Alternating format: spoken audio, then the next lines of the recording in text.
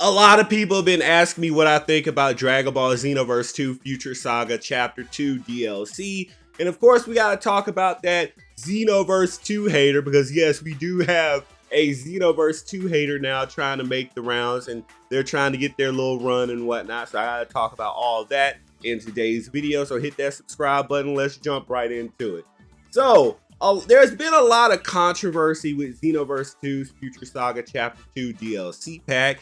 There's a lot of people, and I will tell you, the majority of the community is cool with this Future Saga Chapter 2 DLC pack, but we do have a little bit of controversy brewing with the Sparking Zero supporter, Xenoverse 2 hater, a certain caffeinated individual who's been dropping videos talking about Xenoverse 2 and like all these like they're trying to have this conversation. It really doesn't take place in Xenoverse 2. They're trying to talk about corporate greed and capitalism and blah blah blah and da, da, da. Meanwhile, they completely miss all these themes in Sparking Zero because they glaze it 24/7. Even though these certain caffeinated individuals have been deriding Xenoverse 2 to get growth on their channel. And of course, when Sparking Zero came out, just like all these other individuals, these wannabe presidents, all these Arm and Hammers, all these different people who were deriding Sparking Zero, and when that game fell off, well, they didn't necessarily talk out about Sparking Zero. They're still trying to do the Sparking Zero rah rah rah, Sparking Zero rah rah rah. Well, now we gotta talk about Future Saga Chapter 2, the DLC, and we'll talk about the Sparking Zero supporter, the Xenoverse 2 hater, all in one go. So, Future Saga Chapter 2. A lot of people want to know what I think about this particular DLC pack, and of course, I purchased it, I bought it, and I've played it, and I gotta say, I've enjoyed it, but I'm going to give you the truth about it. Is it a bad DLC? Right off the bat. No. Is it an excellent DLC? No. If I had to give this DLC a grade, it would be a B- or a strong C+. And I'm going to explain why. I'm going to explain the problem. Now, when I say problem, that's really a nothing term here. It just was not a wow DLC. And I'm going to explain why. Now, just coming off of Future Saga Chapter 1, we gotta look at everything we got in that particular pack prior to Chapter 2. So in that particular pack, we got what? We've got Ultra Super Villain God Vegeta, Ultra Super Villain God or Super Saiyan Rose Goku Black. We got an extra Videl, an extra Android 18, and of course we got the all-star of that particular pack, Broly Restrained, which, you know, base Broly, right? Everyone's been wanting that character since Xeno 1, and we finally got him in this particular DLC pack. Now, I will tell you, Future Saga Chapter 1 was a Humpty Dumpty. It was not supposed to happen. There's a lot of evidence that suggests that Android 18 and Videl were supposed to be their own individual DLC pack, and someone in that marketing room called an audible and said, I don't know. That like those two characters are not gonna sell on their own. And this just goes to prove something I've always told you guys. For some odd reason, when they make a DLC pack, they never want to make that DLC without a Broly, Goku, Vegeta, a Fusion, or some form of a Saiyan character. They definitely don't want to make a DLC pack without having like the main antagonist or protagonist for a like saga in Dragon Ball. And I feel like that definitely holds them back because eventually you're going to run out of those kind of characters unless you go into Dragon Ball Heroes and you reach into extra versions of those characters. And for some odd reason, they're reluctant to do that too.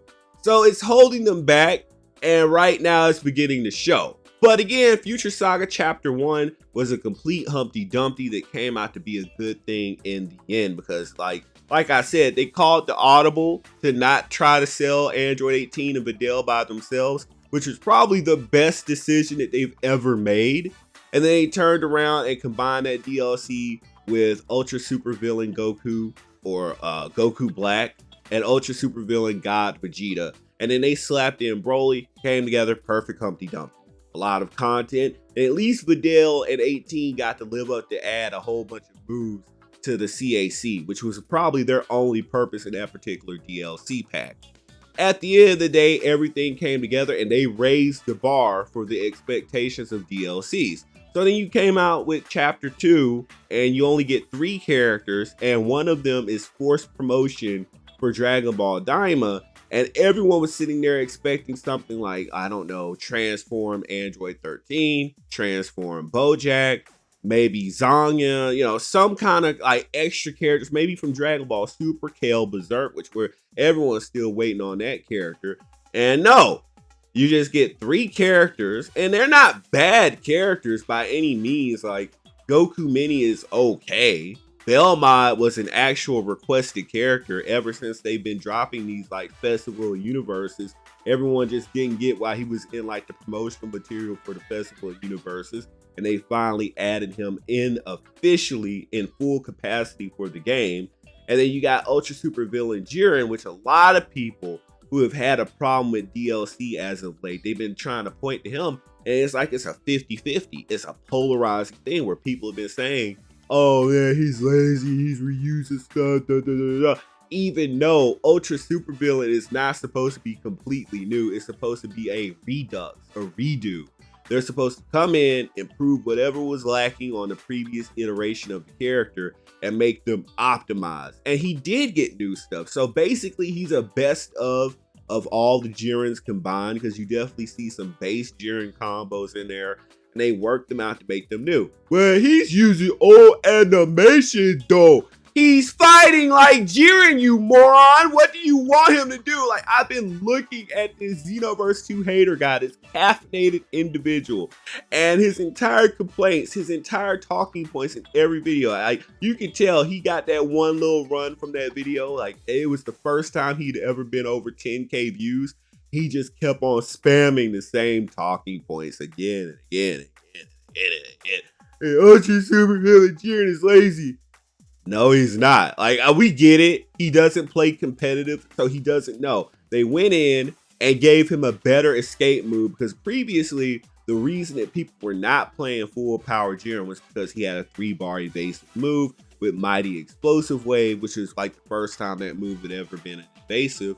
And a lot of people were not willing to play him because he only had like 8 or 9 stamina bars. And now we're in like the 15 stamina bar meta. So a lot of people are not willing to put down 3 bars of stamina for an escape move, especially one that just kept you in place. So Ultra Super Villain Full Power Jiren has Instant Rise. He still has Mighty Explosive Wave on his moveset somewhere, and he has a brand new ultimate which is lore accurate from the anime, and he has a remixed version of his different combos for base and full power, which comes together to create new effects that, you know, kind of just like gel really well to make him a really fun character. So he's a best of character with some new tricks, which is exactly what Ultra Super Villain was always meant to be as a concept.